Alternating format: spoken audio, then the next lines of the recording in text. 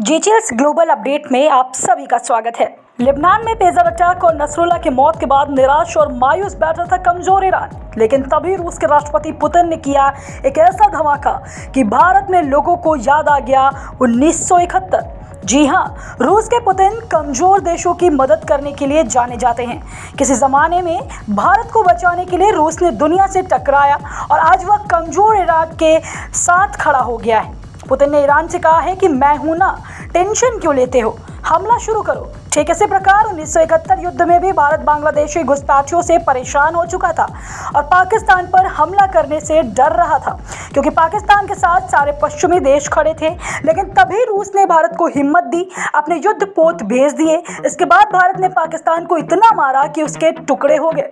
आज ठीक वही हिम्मत पुतिन ने ईरान को दी है, जिसके कारण उसने इजराइल पर हमले किए हैं। कुछ मीडिया रिपोर्ट के अनुसार ईरान ने इजराइल के 20 F-35 लड़ाकू विमान को उड़ा दिया है और अब इजराइल का भयानक पलटवार होने जा रहा है।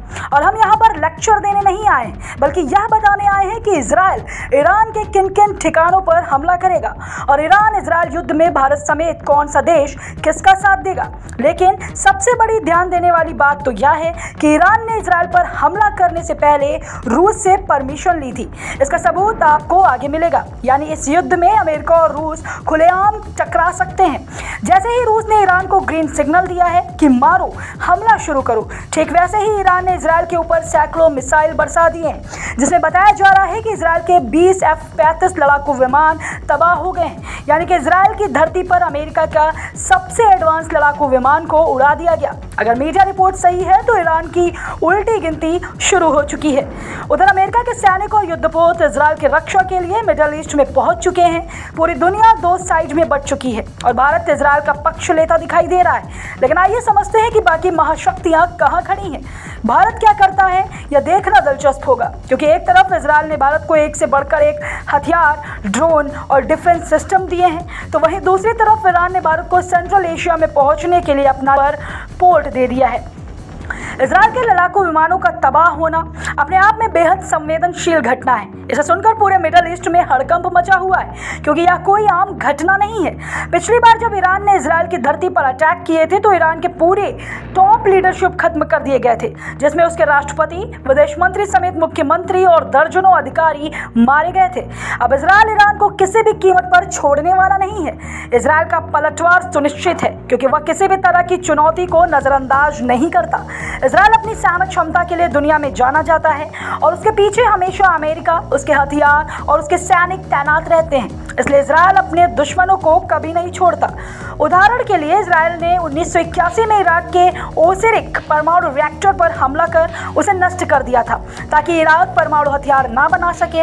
अगर इराक परमाणु हथियार बना लेता है तो वह इजराइल के अस्तित्व के लिए खतरा हो सकता था।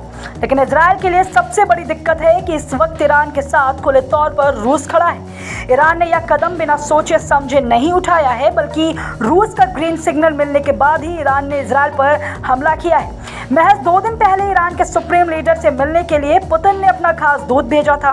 अगले ही दिन ईरान ने इजराइल में यह एयर स्ट्राइक कर दी। ईरान में रूस के प्रधानमंत्री मिखाइल मिशुस्तिन पहुंचे थे और उन्होंने ईरान को ग्रीन सिग्नल दिया था। इसके बाद ईरान का मनोबल बढ़ा और उसने इजराइल पर हमले कर दिए। रूस और ईरान के बीच कूटनीतिक और सैन्य संबंध काफी मजबूत हैं और रूस खुद भी पश्चिमी देशों और इजराइल से दूरी बनाए रखना पसंद करता है। सीरिया के संघर्ष में रूस और ईरान मिलकर बशर अल असद की सरकार को समर्थन देते रहे हैं, जबकि इजराइल और अमेरिका इस सरकार के विरोध में है। अगर रूस ने ईरान को समर्थन दिया है तो रूस खुलकर पश्चिमी देशों और इजराइल के खिलाफ जाएगा, या अमेरिका और रूस के बीच तनाव को और बढ़ा सकता है। तो वहीं इजराइल का सबसे बड़ा सहयोगी अमेरिका है। अगर ईरान ने इजराइल पर हमला किया है तो अमेरिका इसे सीधे चुनौती के रूप में देखेगा। अगर इस युद्ध में अमेरिका घुसेगा तो फिर नाटो को भी लेता आएगा। अमेरिका ने 2020 में जनरल कासिम सुलेमानी पर ड्रोन हमला कर उसे मार गिराया था, जिससे ईरान और अमेरिका के बीच तनाव चरम पर पहुंच गया था। चीन आमतौर पर मध्य पूर्व के मामलों में तटस्थ रहता है, लेकिन वह रूस और ईरान से भी अच्छे संबंध बनाए हुए। चीन के लिए संघर्ष में फंसना आसान नहीं होगा, क्योंकि वह अमेरिका के साथ भी आर्थिक रूप से जुड़ा हुआ है। अगर भारत की बात करें तो भारत के लोग मानते हैं कि जब भी इजराइल मुसीबत में फंसे तो उसे तुरंत अपना आकाश, ब्रह्मोस, पिनाका जैसे हथियार भेज देना चाहिए, क्योंकि इजराइल ने भारत पर बहुत बड़े बड़े एहसान किए।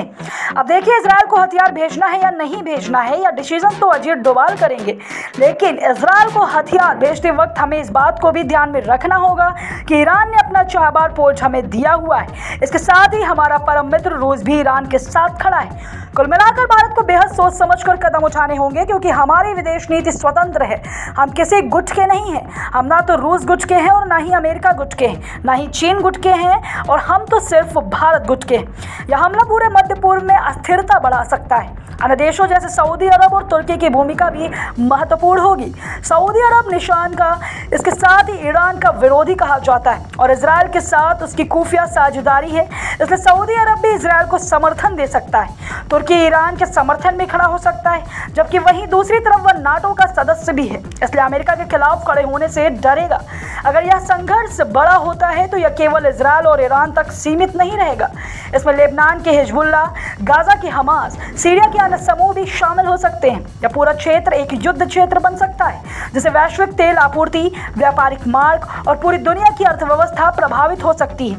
इसके कारण भारत में भी तेल के दाम बढ़ सकते हैं। उदाहरण के तौर पर 1973 का योम किपुर युद्ध जब हुआ था तो पूरी दुनिया की तेल कीमतें आसमान छू गई थी, जिससे वैश्विक आर्थिक संकट पैदा हुआ था और कई देशों की सरकार गिर गई थी। अगला सवाल है कि इजराइल ईरान के किन इलाकों पर हमला करेगा। तो इजराइल सबसे पहले ईरान के परमाणु ठिकानों को ध्वस्त करेगा। इजराइल का सबसे पहला और महत्वपूर्ण लक्ष्य ईरान के परमाणु ठिकाने ही हो सकते हैं। इजराइल को हमेशा से डर रहा है कि ईरान परमाणु हथियार विकसित कर सकता है, जो उसके अस्तित्व के लिए खतरा बन सकता है। इस कारण से इजराइल ईरान के प्रमुख परमाणु स्थलों पर हमला करने की योजना बना सकता है। उदाहरण नातांज और फोर्डो ईरान के प्रमुख यूरेनियम संवर्धन केंद्र हैं। इजराइल इन स्थानों पर हवाई या मिसाइल हमले कर उन्हें पूरी तरह से नष्ट करने की कोशिश कर सकता है, ताकि ईरान का परमाणु कार्यक्रम पीछे चला जाए। इसके बाद दूसरे टारगेट में इजराइल ईरान के ऑयल प्रोडक्शन और तेल रिफाइनरी पर हमला करेगा। ईरान की आर्थिक रीढ़ उसका तेल उत्पादन और निर्यात है।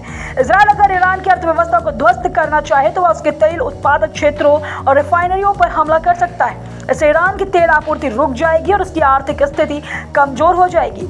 उदाहरण अहवाज और बुशेर जैसे इलाके ईरान के प्रमुख तेल उत्पादक क्षेत्र हैं। इजराइल यहाँ मिसाइल या ड्रोन हमले करके इन ठिकानों को नष्ट करने की कोशिश कर सकता है। अगर ईरान का तेल उत्पादन बंद हो गया तो उसकी अर्थव्यवस्था को एक बड़ा झटका लगेगा। इस वीडियो में फिलहाल इतना ही। आप देख रहे थे डी चिल्स, जल्द पूरे होंगे आपके सारे व्यूज। धन्यवाद।